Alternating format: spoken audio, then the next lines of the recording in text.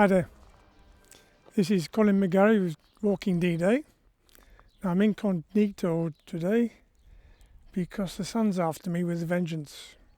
Not supposed to have sun like this in Normandy. Today we're in Gourbesville, which is just west of La Fiere. I'm sure many of you never heard of it, and even less of you have been here. But quite a lot happened around Gourbesville. So in January 44, Second Lieutenant Henderson was flying his P-47 Thunderbolt as a tail-end Charlie for a bomber mission of B-17s over France. They were attacked by Focke-Wulf's 190s, and 20mm cannon rounds hit him in the back of the plane, that is. And so there's smoke billowing out the plane, and he headed for England over the Channel. But he was losing height. He thought that wasn't a good idea, so he turned round and tried to bail out over France. He couldn't get the canopy open because it was jammed, but he was trying to squeeze through a small hole in the greenhouse. But with his parachute on, he was too fat. He got stuck. But the plane went into a spin, and the centrifugal force threw him out. So he landed not far from Gourbesville. Now, he was surrounded by German troops, so he made a run for it, but he got caught in barbed wire, of course taken prisoner, and he spent the rest of the war in Stalag Luft 1 on the Baltic Sea. But he lived till 2003. A few years ago, a local farmer was backhoeing his land, and he struck some metal, so he investigated. He found some pieces of landing gear, and then the canopy and the propeller, and they dug up the whole plane. Now, with the serial number on the engine, they found it was Henderson's plane. And so it's now here in a cabinet on show. Now, the recovery of the airplane and the engine was carried out by Pickleville Memory. It's a historical society based at Pickleville.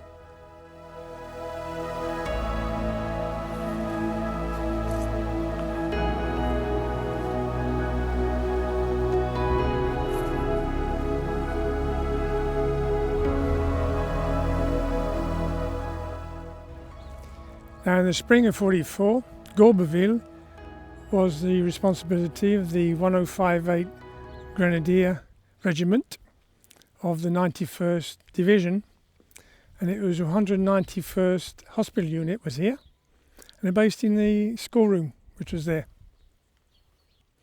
So in the planning for Overlord, Gourbesville was in the northwest corner of the zone to be occupied by the 82nd, and it's right near Drop Zone T. So Drop Zone T was for the 507th Regiment, commanded by Colonel George Millet. Now, the Pathfinders landed 14 minutes earlier, but due to heavy German presence, only the Eureka beacon for stick number 2 was set up, and that was by Lieutenant Ames. But the serials coming in were broken up firstly by clouds and then anti-aircraft gun fire. So Lieutenant Ames saw the planes arriving and going overhead, and the men started to drop east of where he was. So they kept the Eureka beacon going 20 minutes, then they shut it down and went to try and find the HQ and the other men. So several paratroopers landed near Gourbesville, and those taken prisoner were brought to Gourbesville. Any wounded were taken to the German aid station, which was the school just there. A private L.B. Llewellyn of the 508th landed just southeast of the crossroads at Gourbesville. He got his M1 ready, then noticed 3 Germans. They fired at each other. Llewellyn's hand was badly wounded. He hoofed it across the field, but was hit in the leg, so taken prisoner. At the aid station, the doctor told him that his hand was so badly damaged it'd have to be amputated. When he woke up, his left hand had gone, but his leg had been retreated. Lieutenant Gordon Smith of the 507th, he landed north of Gourbesville and was wounded in the leg and the chest. He woke up in the A station, next to Llewellyn, when the German doctor came to visit. The German doctor had been captured in North Africa, and he'd been allowed by the Americans to treat German troops. So because of that treatment by the Americans in North Africa, he vowed to always treat American soldiers in the same way. Now, a misdropped 508th paratrooper, James Hattrick, he was dropped near Gourbesville. They could have quietly got away. He chose to start taking pot shots at the Germans from behind a wood pile. The commandant called the mayor of the town to the town square, Mr. Delaunay, and he made the menace because he thought it was resistance firing at the Germans. He threatened the mayor that if the firing didn't stop, he would shoot the mayor. Hattrick probably didn't know what was happening anyway, but he chose to shoot the commandant. So then the Germans saw where he was, and a hail of fire came down onto the woodpile, and Hattrick was fatally wounded.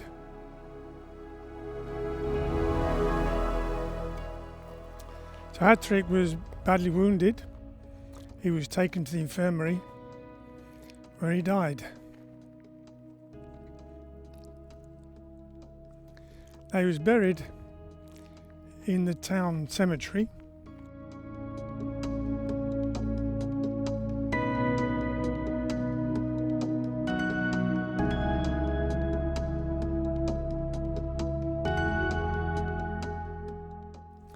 And he was buried just to the northeast of the church in the cemetery.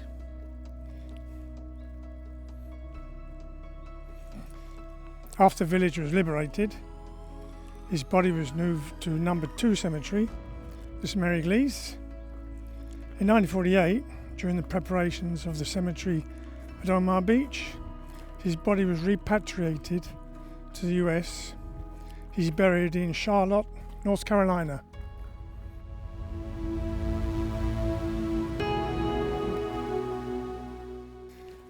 Now, this plaque to the memory of Hattrick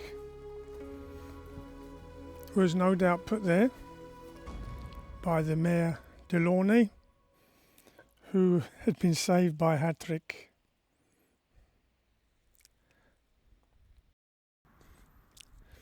On the night of the 13th to 14th of June, the 357th Infantry Regiment of the 90th Division, they were to follow an aerial bombardment into Gourbesville. Now, the aerial bombardment was postponed because of marking problems on the ground, and it's replaced with an artillery barrage. But due to bad coordination, shells started falling on the 3rd Battalion. So the following attack was a disaster.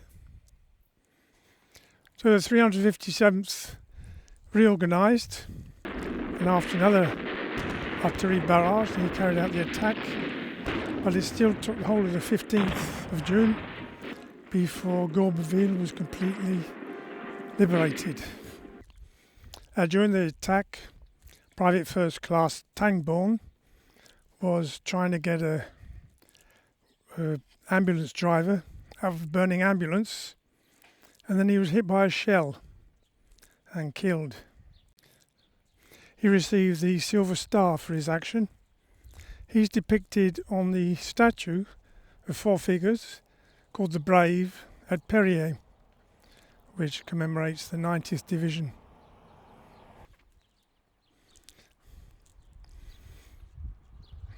Now, this square at Gourbesville is named after Tangborn.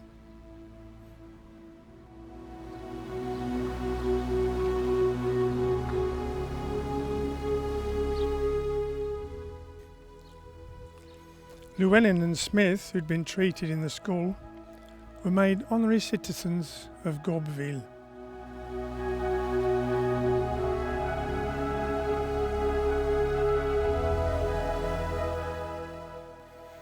Joseph Gandara, he dropped with the 507th and he managed to regroup with his unit of some time.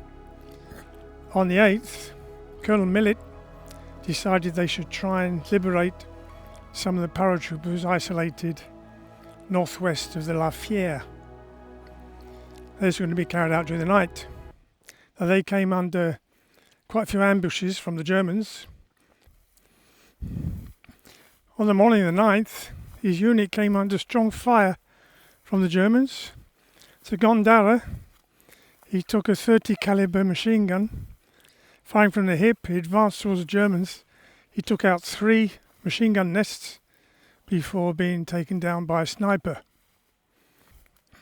They was awarded the Distinguished Service Cross for what he did. Now, many of these awards given to men were influenced by their ethnicity. Gandara was a Hispanic. During the presidency of Obama, many of these medals were revisited, and Gandara was awarded the Medal of Honor.